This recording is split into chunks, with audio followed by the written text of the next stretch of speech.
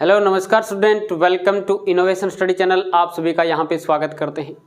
हमने 9 number chapter complete कर लिया है। आज अपन एक नया चैप्टर स्टार्ट करने जा रहे हैं, व्रत। चैप्टर नंबर 10, चैप्टर का नाम है व्रत। व्रत आप सभी जानते हैं सर्कल क्या होता है।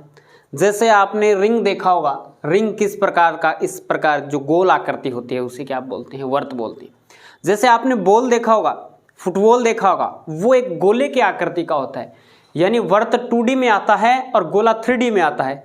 3D किसे कहते हैं? 3D जिसमें 3 विमाएं होती है, लंबाई चौड़ाई ऊंचाई होती है, जिसका अपन आयतन निकाल सकते हैं, वो 3D में आता है। और 2D में आता है जिसका अपन क्षेत्रफल निकाल सकते हैं। लंबाई और चौड़ाई 2 ही यूनिट होती है, 2 ही इकाई होती है, उसे अपन क्या पढ़ते हैं? 2D में पढ़ते हैं। जैसे कि अपन इसमें पढ़ेंगे सर्कल। सबसे पहले मैं सर्कल का डायग्राम बनाऊंगा, व्रत बनाऊंगा। थोड़ा सा बेसिक पढ़ेंगे, इसके बाद में अपन एक्सरसाइज 10.1 इसी क्लास में फिनिश करने वाले हैं। अब देखिएगा, ये व्रत है, बना दिया, एक व्रत बना दिया मैंने। ये इसका केंद्र बिंदु है, ओ इसका क्या है? केंद्र बिंदु, केंद्र बिंदु है। ये ओ मान लिया। ये इसकी क्या है? परिधि है। ये व्रत की परिधि है। केंद्र बिंदु से और वर्त की परिधि के बीच की दूरी को क्या पढ़ते हैं? त्रिज्या पढ़ते हैं। क्या पढ़ते हैं? त्रिज्या। अरे इसको अपन स्मॉल आर से रिप्रेजेंट करते हैं, स्मॉल आर से रिप्रेजेंट करते हैं। अब ये वर्त हो गया, लेकिन इसमें हमें पढ़ना क्या है? वर्त पे स्पर्श रेखा पढ़नी है। स्पर्श रेखा क्या होती है? जो जैसे ये उंगली है, इसको ये दूसरी उंगली टच कर रही है, स्पर्श कर रही है। स्पर्श, टच करना स्पर्श कहलाता है। तो देखिएगा, मैं इस पे एक लाइन खींचूं, ये मैंने एक लाइन खींच दी PQ। कौन सी लाइन खींच दी मैंने? एक PQ लाइन खींच दी। ये क्या है? वर्त से काफी दूरी पे है। न तो ये वर्त की स्पर्श रेखा है, न इसकी प्रतिच्छेदी रेखा है। धीरे धीरे ये क्या आ गई? यहां पे आ गई।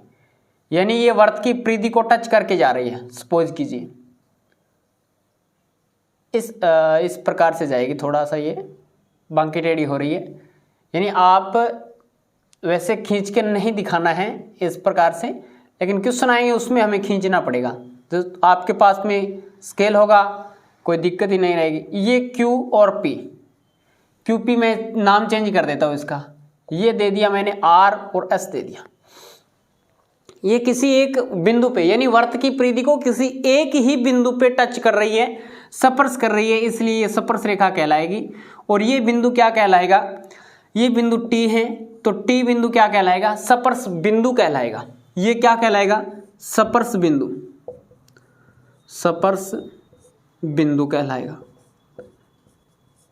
ये स्पर्श बिंदु है। ये यहाँ पे RS क्या है? एक स्पर्श रेखा है। अब ये रेखा थोड़ी नज़दीक और आ गई, यानी ये क्या हो गई?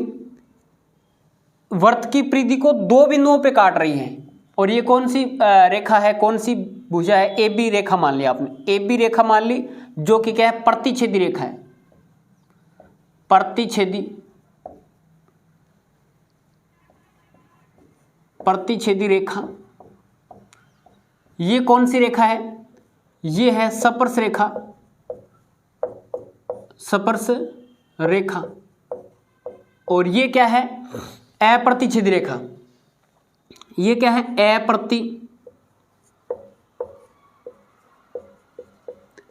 अप्रतिच्छेदी रेखा है।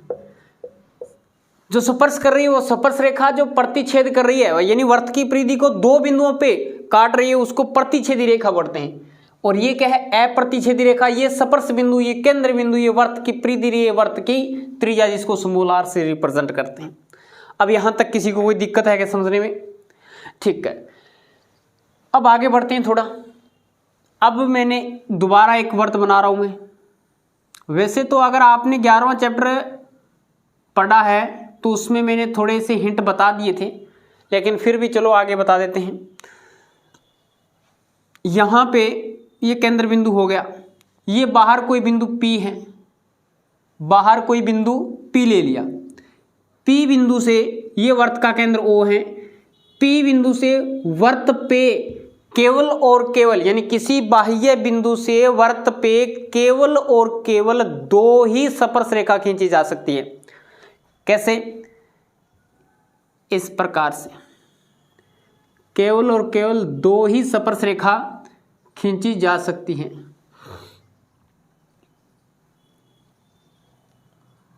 इस प्रकार से ये बिंदु P है और P से हमने PQ और PR 2 स्पर्श रेखा खींचती, केवल और केवल 2 ही स्पर्श रेखा खींची जा सकती है। और हमेशा स्पर्श रेखा की लंबाई किसी बाह्य बिंदु से, वैसे तो मैं आगे बताऊंगा ये बात 10.2 में भी आएगी, लेकिन थोड़ा सा यहाँ पे चलो बात आगे तो बता ही देते हैं। किसी बाह्य बिंदु से वर्त की परिधि पे 2 स्पर्श रेखा खींची जा सकती है। यहां से MCQ क्वेश्चंस बनेंगे इस चैप्टर में, ज़्यादा वैसे तो कोई बात नहीं है ज़्यादा डीपली, यहीं से क्वेश्चन बनेंगे। आपको एक क्वेश्चन तो ऐसा ही मिल जाएगा कि स्पर्श रेखा की लंबाई ये है, त्रिज्या की लंबाई ये है, तो मूल बिंदु से उस बिंदु की दूरी ज्ञात कीजिए जहां से आपने स्पर्श रेखा खींची है। या ये बिंदु दे देगा, ये दूरी दे देगा, स्पर्श रेखा की लंबाई ज्ञात कीजिए। ऐसा MCQ क्वेश्चंस बनेगा, आपको मिल जाएगा। ये इसकी त्रिज्या है, ये इसकी त्रिज्या है और ये इसकी दूरी है। ठीक है, ये मूल बिंदु से दूरी होगी P की, ये इसकी त्रिज्या होगी R। अब इसके बीच में जो भी रिलेशन है वो आगे बताएंगे, अभी एक साथ में बताएंगे तो कंफ्यूज हो जाओगे। किसी बाह्य बिंदु से, दोबारा, किसी बाह्य बिंदु से वर्त की परिधि पे केवल और केवल 2 स्पर्श रेखा खींची जा सकती हैं। आगे बढ़ते हैं। तीसरा सर्कल बनाता हूं मैं, थोड़ा साइड में बना ले। यहां पे मैंने तीसरा सर्कल बनाया और तीसरे सर्कल में देखो क्या होगा। वर्त की परिधि पे अनंत स्पर्श रेखाएं खींची जा सकती है, यानी ये वर्त की परिधि है वो अनंत बिंदुओं से मिलकर बनी होती है। अब वर्त किसे कहते हैं, कंफ्यूज हो जाते हैं बच्चे। वर्त की डेफिनेशन क्या बताएं? वर्त की डेफिनेशन देखो, चलो वर्त की डेफिनेशन ही बना लें पहले, फिर इस पे अपन समझ लेंगे। चलो, ये किसी कोई बिंदु मान लिया, किसी निश्चित बिंदु से या किसी बिंदु से निश्चित दूरी पे या समान दूरी पे विभिन्न या इनफाइनाइट बिंदुओं का बिंदु पथ ही, देखो मैं बना रहा हूं इस प्रकार से। ये क्या बन गया, एक वर्त बन गया। डेफिनेशन बताऊंगा इसकी क्या रहेगी। डेफिनेशन ये है विद्यार्थियों कि कोई निश्चित बिंदु है या कोई बिंदु है, बिंदु मान लिया हमने O, किसी बिंदु O से समान दूरी पे स्थित इनफाइनाइट बिंदुओं का बिंदु पथ ही वर्त कहलाता है। यानी सारे बिंदुओं की दूरी, इस बिंदु की दूरी, इस बिंदु की दूरी, इस बिंदु की दूरी, इस बिंदु की दूरी, इस बिंदु की दूरी, इस बिंदु की दूरी, इस बिंदु की दूरी समान है। यानी एक निश्चित कोई पॉइंट मान लिया, उससे समान दूरी पे स्थित इनफाइनाइट बिंदुओं का बिंदु पथ क्या कहलाएगा, यानी बिंदुओं का रास्ता। इसको मिला दें, ये रास्ता बन गया और इस रास्ते को ही क्या कहेंगे, वर्त कहेंगे। ऐसा जो बनेगा उसको क्या बोलेंगे, वर्त बोलेंगे।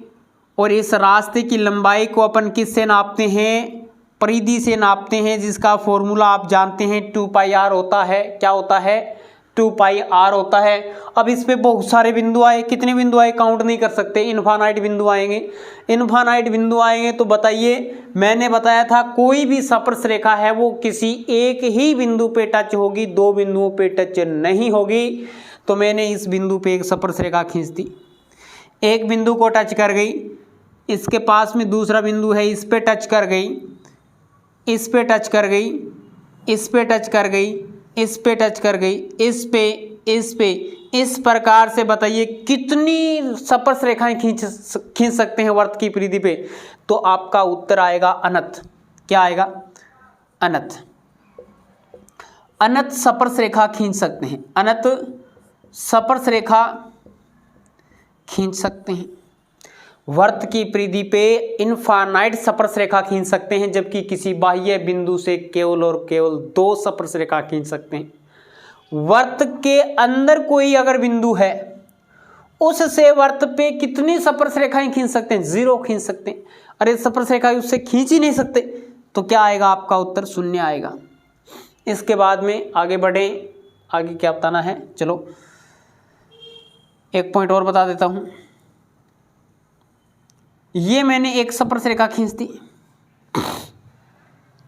किसी वृत्त की परिधि पे केवल और केवल 2 ही स्पर्श रेखा समांतर हो सकती है। केवल और केवल 2 ही स्पर्श रेखा समांतर हो सकती है। जैसे ये स्पर्श रेखा है, इसके समांतर केवल और केवल एक होगी, और कोई समांतर नहीं हो सकती। अगर आपने इस प्रकार से कोई खींच दिया तो ये समांतर नहीं है। समांतर यानी उसके बीच की दूरी। अगर आपने ऐसे खींच दिया कि सर जी ऐसे तो नहीं खींचा, चलो ये खींच दिया, ये स्पर्श रेखा नहीं है, ये प्रतिच्छेदी रेखा हो गई। तो किसी भी वृत्त पे केवल और केवल 2 स्पर्श रेखा समांतर हो सकती है। लास्ट और लास्ट 2 स्पर्श रेखाएं समांतर हो सकती हैं। तो ये बात समझ में आई क्या आपके सभी के? ये केंद्र बिंदु, परिधि, त्रिज्या, कई बार बच्चे तो इसमें ही कंफ्यूज हो जाते हैं। अरे वृत्त का केंद्र किसे कहते हैं, वृत्त की परिधि किसे कहते हैं, और वृत्त की त्रिज्या किसे कहते हैं, और वृत्त की सबसे बड़ी जीवा, वृत्त का व्यास। अगर ये रेखा धीरे धीरे बढ़ते बढ़ते और इस बिंदु से गुजर जाए, इस बिंदु से गुजर जाए, इसको अपन CD नाम दे दें, इसको अपन CD नाम दे दें, जबकि इस परिधि पे जो 2 बिंदु आए हैं इसको हमने XY पढ़ दिया, इसको हमने XY पढ़ दिया, तो इस वृत्त की सबसे बड़ी जीवा, सबसे बड़ी जीवा, सबसे बड़ी जीवा अगर बात करें तो XY है, जो कि वृत्त के केंद्र से जाएगी, हमेशा वृत्त के केंद्र बिंदु से जाएगी और सबसे बड़ी जीवा कहलाएगी। सबसे वृत्त की सबसे बड़ी जीवा वृत्त का व्यास, वृत्त का व्यास। और व्यास और त्रिज्या में आप संबंध जानते हैं, रिलेशन जानते हैं। व्यास की आधी होती है त्रिज्या, व्यास की आधी होती है त्रिज्या, और व्यास होता है त्रिज्या का दुगना। ये बात समझ में आई क्या? आपके दिमाग में सेट हो गई बात जो मैंने बोली है? कोई दिक्कत नहीं है। अब जैसे कि आगे क्वेश्चन करेंगे वो समझ में आ जाएंगे। अब देखिएगा, इस पे सबसे पहले क्वेश्चन स्टार्ट करने से पहले एक प्रमेय भी है, वो पढ़ना जरूरी है। प्रमेय पढ़ लेते हैं, इसके बाद में अपन एक्सरसाइज करेंगे तो ज़्यादा बेटर रहेगा। अब इसका कोई बच्चा स्क्रीनशॉट लेना चाहता है तो ले सकता है, इसके बाद में अपन चलेंगे नेक्स्ट पे। अब चलिएगा विद्यार्थी, प्रमेय 10.1 आती है हमारे पास में। वृत्त के किसी बिंदु पर, वृत्त के किसी बिंदु पर स्पर्श रेखा स्पर्श बिंदु से जाने वाली त्रिज्या पे लंब होती है। स्पर्श रेखा स्पर्श बिंदु से जाने वाली त्रिज्या पे लंब होती है। इन स्पर्श रेखा और त्रिज्या के मध्य जो एंगल बनेगा वो 90 डिग्री एंगल बनेगा। ये हमें प्रूव करना है। तो चलिएगा, सबसे पहले मैं एक वृत्त बनाता हूं। एक वृत्त बना लिया हमने। इस वृत्त का ये केंद्र बिंदु हो गया, O ले लिया। इसकी जो त्रिज्या हमने मान ली OP मान लिया, P बिंदु मान लिया, और इस पे हमने क्या कर दिया, एक स्पर्श रेखा खींच दी। ये है X और ये है Y, ठीक है। अब अपन जानते हैं कि किसी बिंदु से किसी दूसरे बिंदु की न्यूनतम दूरी होगी वो इस पे परपेंडिकुलर होता है हमेशा ही। लंबवत दूरी ही हमेशा क्या होती है, न्यूनतम दूरी होती है। तो सबसे पहले हमें दिया है वो लिख देते हैं। दिया है O केंद्र का एक वृत्त है, O केंद्र का वृत्त है तथा स्पर्श रेखा स्पर्श रेखा XY जबकि रेखा XY जबकि स्पर्श बिंदु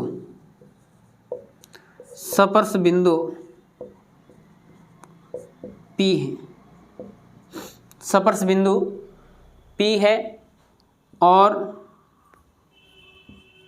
त्रिज्या OP है। अब देखिएगा ज्ञात करना है या सिद्ध करना है? सिद्ध करना है OP परपेंडिकुलर है XY स्पर्श रेखा पे, OP परपेंडिकुलर है XY पे, ये हमें क्या करना है? सिद्ध करना है। अब देखिएगा थोड़ी रचना कर देते हैं। रचना में हमें क्या लिखना होगा? इस पे XY जो स्पर्श रेखा है बिंदु P को छोड़ के दूसरी साइड, या तो इस साइड ले लो या इस साइड ले लो, दोनों साइड किसी एक साइड पे आप कोई एक बिंदु मान लो, कोई दूसरा बिंदु मान लिया। जैसे आपने यहाँ पे कोई बिंदु मान लिया, ये Q बिंदु है और इसको आपने क्या कर दिया? मिला दिया। P को Q से, O को Q से मिला दिया। बिंदु O को Q से मिलाया और बिंदु Q स्पर्श रेखा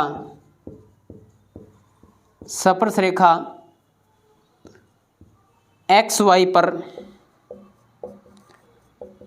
पर स्थित है तथा वृत्त के बाहर स्थित है, ये बात है कि वृत्त के अंदर नहीं है, वृत्त के बाहर है। स्पर्श रेखा तो आपको वैसे ही ऑलरेडी पता चल गया कि स्पर्श रेखा है, बिंदु P को छोड़ के हम बिंदु Q ले रहे हैं तो वृत्त के बाहर ही होगा। अगर वृत्त के अंदर होगा तो ये स्पर्श रेखा नहीं, ये प्रतिच्छेदी रेखा हो जाएगी। अब देखिएगा उत्पत्ति करते हैं, प्रूव करते हैं इसका। अब देखो इस बिंदु को आप R मान लो, इस बिंदु को आप R मान सकते हैं। ये हमें प्रूव करना है और ये प्रूव कब होगा? मैंने बताया था कि सबसे छोटी भुजा अगर OP आ जाती है, यानी हमें मोटा मोटी ये प्रूव करना है OP को छोटा प्रूव कर दें OQ से। वैसे दिखने में लग रहा है सर जी क्या प्रूव कर दें उसको, लेकिन फिर भी हमें प्रूव करना पड़ेगा, इसको वेरीफाई करवाना पड़ेगा। प्रिय विद्यार्थियों, आप OP को छोटा प्रूव कर दें OQ से, बस इतनी सी बात है, 2-3 लाइन की बात है, काम चल जाएगा। लेकिन पूरा इतना लिखना पड़ेगा डिटेल से, ठीक है। अब देखो यहाँ पे अपन लेके चलते हैं त्रिभुज OPQ में, त्रिभुज OPQ में हमारे पास OP बराबर OR क्या है? वृत्त की त्रिज्या है।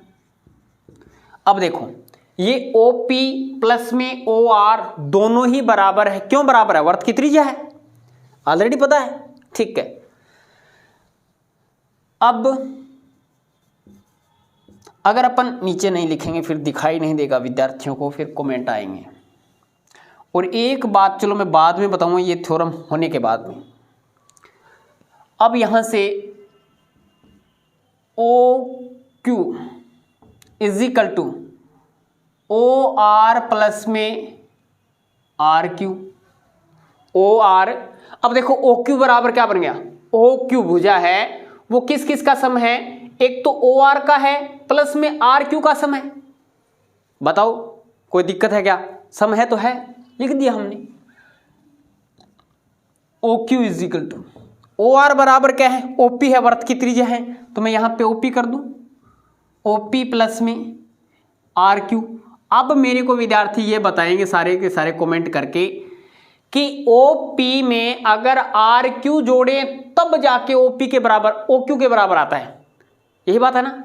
यानी OP में अगर अपन कुछ न कुछ ऐड करें, और क्या ऐड करें, RQ को ऐड करें, तब जाके ये OQ के बराबर प्राप्त होता है। कहीं ना कहीं OP छोटा है किससे, इसलिए OQ बड़ा है किससे, OP से।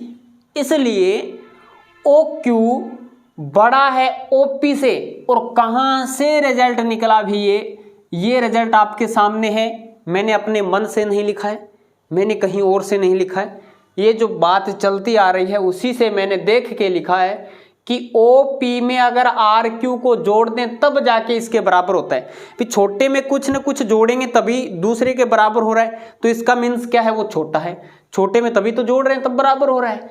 इसलिए OQ ग्रेटर देन है OP, या अपन ये कह सकते हैं कि OP लेस देन है OQ से।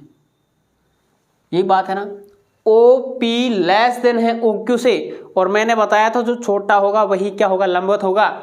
अतः OP परपेंडिकुलर है किस पे, इस पे नहीं, XY पे। स्पर्श रेखा क्या थी, XY।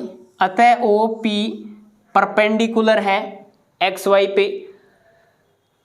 तो यही आपको बताना था। HP हो गया। वैसे तो अगर आप थोड़ा सा बात लिखना चाहते हैं, क्या लिखना चाहते हैं, यहां से अगर लिखना चाहते हैं तो लिख देना। मैं ब्रेक डब्बे में बात लिख देता हूं, वो आप लिख देना। यहां OP सबसे छोटी भुजा है,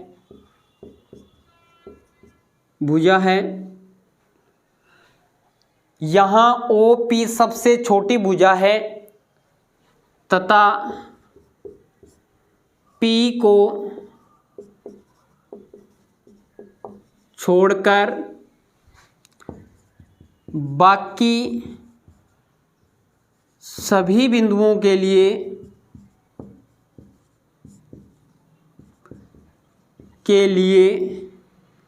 OP लेस देन OQ रहेगा। यानी OP सबसे छोटी भुजा है तथा P को छोड़कर बाकी सभी बिंदुओं के लिए OP छोटा ही रहेगा OQ से। यानी इस रेखा पे OP लेस देन OQ रहेगा। तो त्रिज्या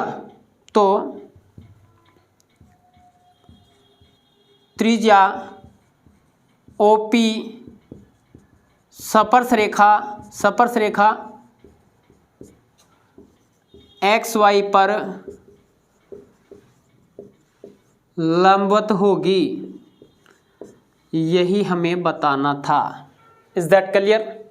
तो ये आपकी थ्योरम है। और एक बात बता देना चाहूँगा, 2-3 दिन आपकी क्लास मिस रही मैथ की। इसका रीज़न था कि आपके लिए मैंने एक महामैराथन क्लास लगाई है। इसमें 150 MCQs हैं, 150 MCQs ही नहीं, 1 लाइनर क्वेश्चन भी मिलेंगे आपको इसमें, फिल इन द ब्लैंक भी क्वेश्चंस मिलेंगे और 2-2 नंबर के भी क्वेश्चन मिलेंगे। और ये क्लास इस प्रकार से उठा के लगाई गई है, जो पीछे के सालों में क्वेश्चन आ गए थे, जो बार बार रिपीट हो रहे हैं वो क्वेश्चंस और आगे आने की संभावना है, इस प्रकार के क्वेश्चंस मैंने निकाले थे। तो 150 क्वेश्चन है, इसकी PDF नहीं मिलेगी भी। PDF मैंने क्वेश्चंस बनाए थे ना पेज पे, वो इस तरीके से बना लिए कि PDF अगर उसकी बनाएंगे तो कुछ भी समझ में नहीं आएगा। मैंने शॉर्ट में उसको लिख लिया था और शॉर्ट में लिख के मैंने आपको करवा दिया है। आगे से जो भी क्वेश्चंस करवाएंगे उसकी PDF आपको दे देंगे। तो इसकी आपको PDF नहीं मिलेगी, क्योंकि वो क्वेश्चन मैंने शॉर्ट में लिख लिए, और शॉर्ट में लिखने से आपको जो PDF दे भी दें तो कोई फ़ायदा नहीं रहेगा उसका। तो 150 MCQs महामैराथन प्लेलिस्ट में आपको क्लास मिलेगी जाके।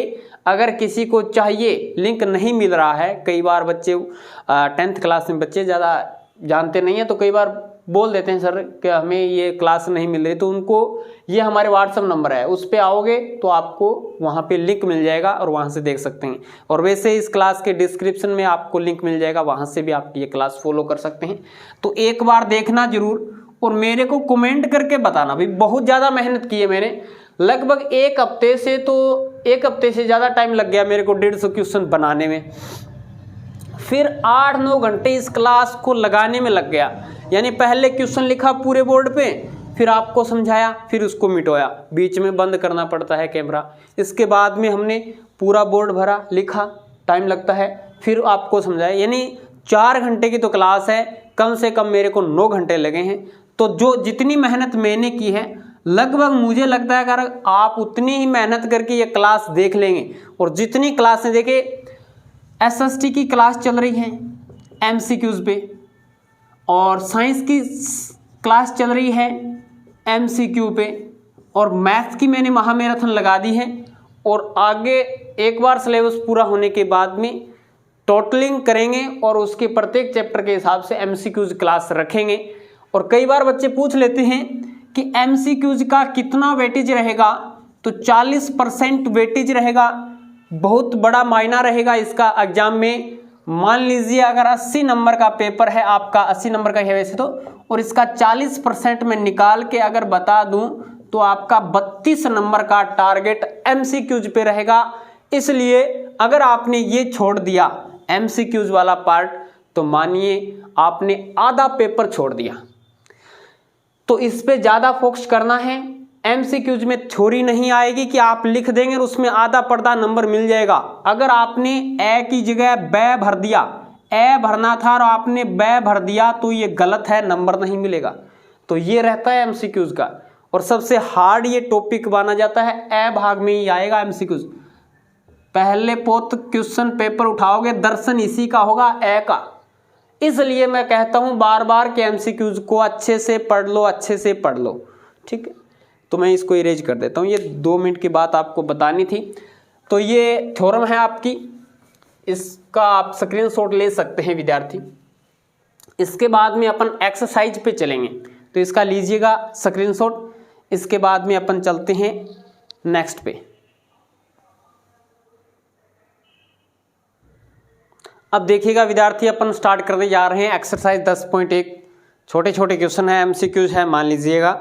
पहला क्वेश्चन है, एक वृत्त की कितनी स्पर्श रेखाएं हो सकती है। यानी एक वृत्त की परिधि पे कितनी स्पर्श रेखाएं हो सकती है। मैंने बताया था इनफाइनाइट।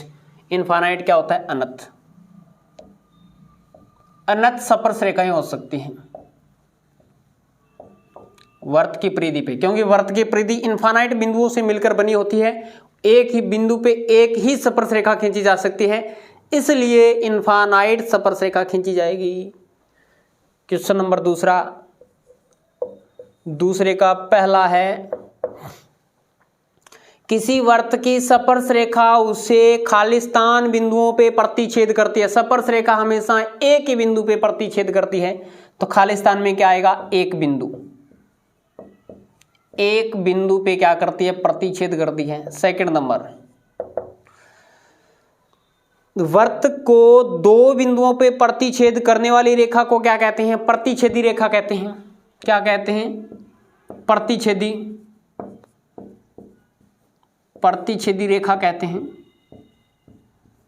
तीसरा है,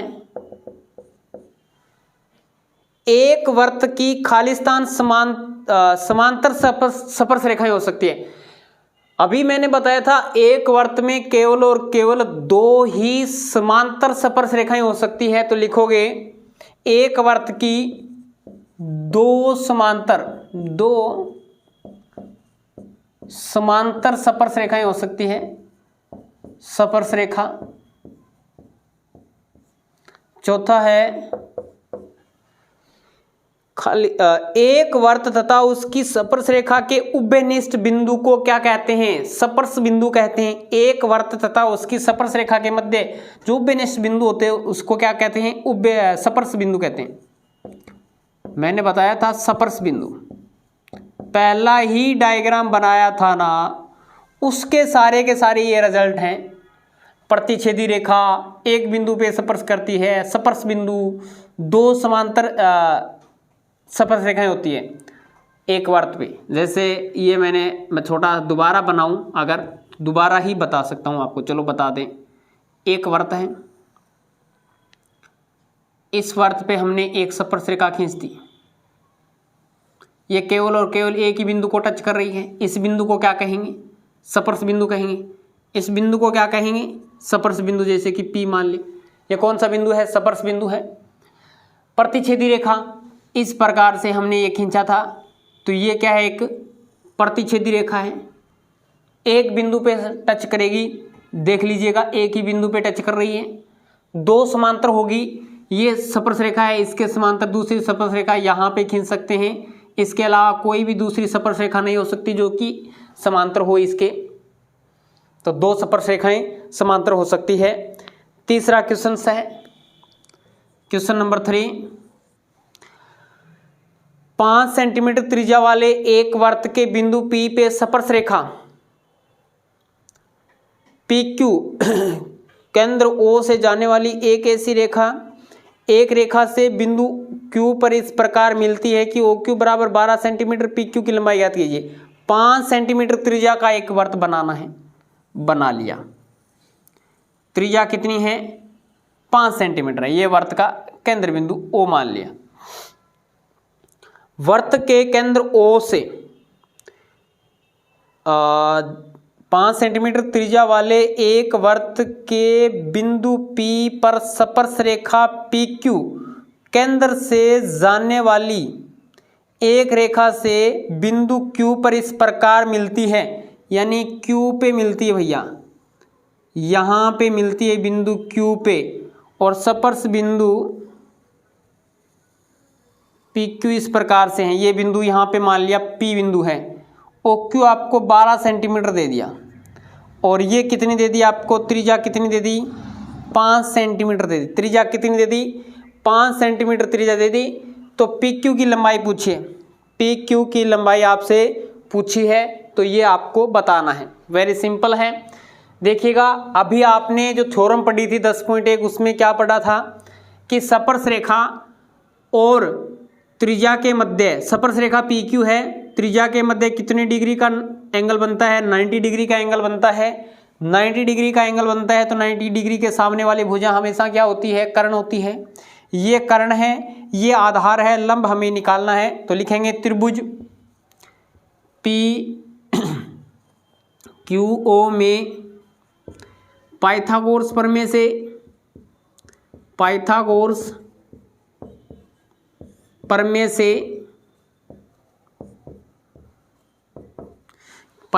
प्रमेय से क्या बनेगा?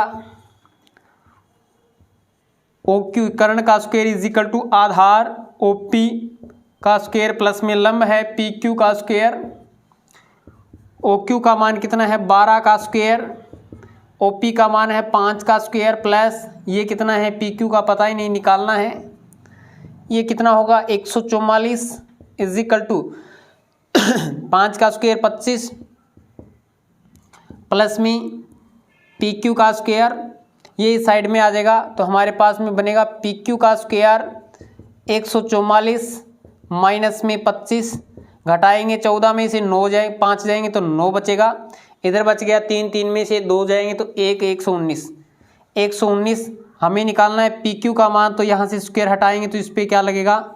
रूट लगेगा 119, और आगे सेंटीमीटर में दिया गया है तो सेंटीमीटर कर देना। 119 सेंटीमीटर या इकाई। Is that clear? समझ में आया? तो हमें निकालना था OQ का मान, तो PQ का मान निकालना था। PQ का मान कितना आ गया? 119 सेंटीमीटर आ गया। कितना आ गया? 119 सेंटीमीटर आ गया। क्वेश्चन नंबर लास्ट है, एक स्पर्श रेखा खींचिए और एक दी गई रेखा के समांतर दो ऐसी स्पर्श रेखाएं, ऐसी रेखाएं खींचिए कि उसमें से एक में से एक स्पर्श रेखा हो तथा दूसरी छेदक रेखा हो। एक वर्त खींचना है और इस पे आपको दो रेखाएं खींचनी है। चलो बनाते हैं क्वेश्चन नंबर 4। ज़्यादा हार्ड नहीं है, छोटा सा क्वेश्चन है। आपको सबसे पहले एक वर्त खींचना है। वर्त बना लिया, ये वर्त की त्रिज्या है, ये वर्त की त्रिज्या है। अब इसने ये बोला है एक वर्त खींच दिया जिसका केंद्र बिंदु O है, केंद्र बिंदु O है और ये बिंदु मान लिया P, यानी OP इसकी क्या है, त्रिज्या है, त्रिज्या भी खींच दी। और एक दी गई रेखा के समांतर दो ऐसी रेखाएं खींची कि उसमें से एक तो स्पर्श रेखा हो तथा दूसरी छेदक रेखा हो। आपको एक स्पर्श रेखा खींचनी है, स्पर्श रेखा खींचनी आती है क्या? चलिए खींचिए। यहां पे प्रकार को रखोगे और इस प्रकार से प्रकार को बेटा घुमाओगे, यानी यहां पे बिंदु P पे आपको 90 डिग्री का एंगल बनाना है। कितने डिग्री का एंगल बनाना? 90 डिग्री का एंगल।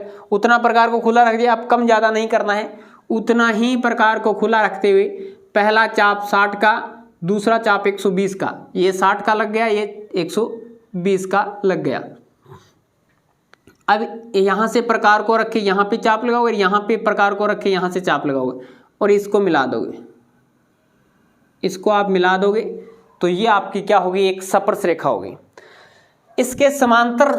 इसके समांतर भी होनी चाहिए और छेदक रेखा भी होनी चाहिए। अब इसका मीन्स कहीं पे भी बिंदु ले लो, कोई जरूरी नहीं कि आप इस पे बना लो। चलो यहां पे आपने P पे बनाया था, अब आप इस बिंदु पे बना सकते हैं, इधर बना सकते हैं, कहीं पे भी बना सकते हैं, इस त्रिज्या पे, या इसको व्यास लेके भी बना सकते हैं, व्यास लेके भी इस साइड भी बना सकते हैं वर्त के केंद्र के। चलो एक ही तरफ बना देते हैं। अब आप क्या कर रहे हैं, आप यहां पे कोई बिंदु ले लिया Q बिंदु पे एक आपने दोबारा चाप काट दिया, एक दोबारा चाप काट दिया, या कोई जरूरी नहीं, कोई फिक्स नहीं है काम, आप इस साइड भी इस बिंदु को लेके भी बना सकते हैं। ज़्यादा बिंदु खींचेंगे फिर दिक्कत रहेगी, तो मैं इसको थोड़ा इजी बना देता हूं। यानी ये आपने मान लिया एक बिंदु Q है, इस पे आप प्रकार अपनी मर्जी से ओपन करोगे और आपने इतना प्रकार ओपन कर लिया और इतना ओपन करके एक चाप लगा दिया, ठीक है।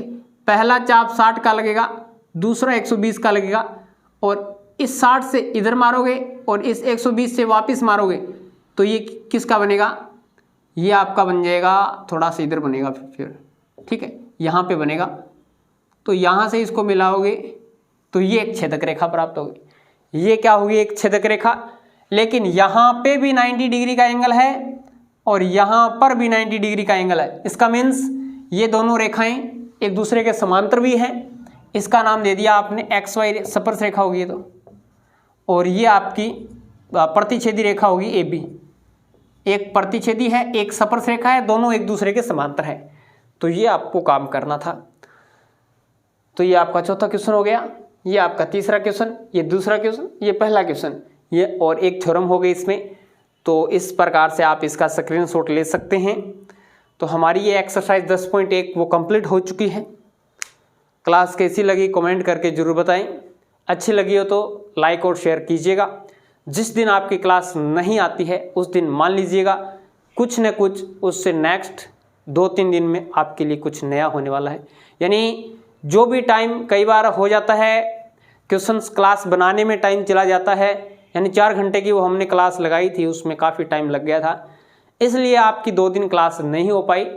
तो वो आपको देखो कितने दिन का निचोड़, उसमें 10 चैप्टर मैंने करवाए हैं, 10 चैप्टर करवाए, यानी 70% आपका सिलेबस 70% यानी 30% ही बचा है। उसके बाद में 10 चैप्टर करवा दिए हैं और उसका MCQs भी करवा दिए हैं। तो अच्छे से जाके देखना, काफ़ी सारे विद्यार्थी देख रहे हैं और उसको यूजफुल भी लग रही है क्लासें। तो वो कह रहे हैं कि आगे प्रत्येक चैप्टर के हिसाब से करवाएं, तो आगे छोटी छोटी क्लासें करके एपिसोड के हिसाब से आपको देंगे, प्रत्येक चैप्टर के हिसाब से। तो ये क्लास कैसी लगी कमेंट करके जरूर बताएं। अच्छी लगी तो सभी लाइक और शेयर करेंगे। चलेगा, आज की क्लास में इतना ही। नेक्स्ट क्लास में मिलेंगे कुछ नए के साथ। जय हिंद, जय भारत।